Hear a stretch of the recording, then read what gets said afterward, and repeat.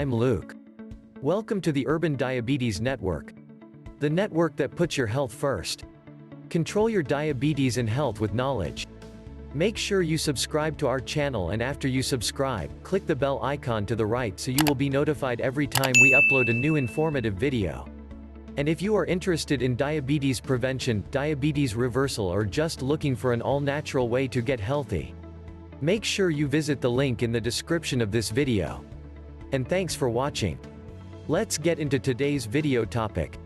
Living with diabetes: how insulin affects us. The glycemic index helps us to understand which foods are best and worst for controlling our blood glucose levels. As we have seen, when blood glucose levels get too high, insulin is released into the bloodstream by the pancreas to help disperse the glucose. The insulin transports the glucose to cells needing extra energy. The cells have insulin receptors positioned so that insulin can bind to them, facilitating glucose entry and utilization in the cells.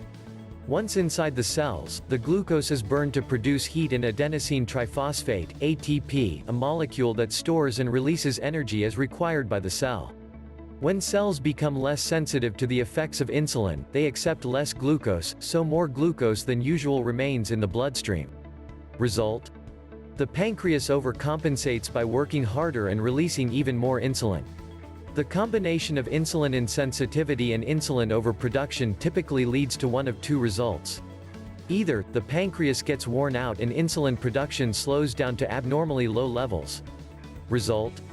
We develop type 2 diabetes. About 30% of cases. Or, the insulin-resistant patient doesn't develop diabetes because the pancreas continues to produce sufficient insulin, but, instead, contracts hyperinsulinism, abnormally high levels of insulin in the blood, which can cause chronic obesity as well as high blood pressure, high levels of triglycerides, low HDL, good cholesterol, heart disease, and possibly some cancers. Low GI foods cause lower insulin levels. This is why experts are beginning to recognize the health advantages of following a low GI diet. Because lower GI foods are converted into glucose much more slowly, causing less insulin to be produced. This is not the last word on this subject, by any means. Research into insulin insensitivity and the relationship between insulin levels and obesity is ongoing. However, the overconsumption of high GI foods and high-fat fast food is a major cause of concern.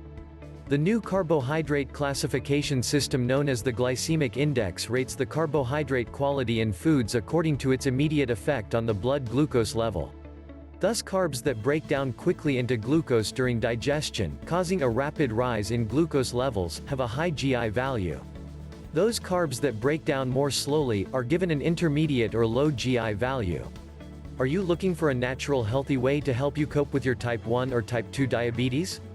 Click the link in the description.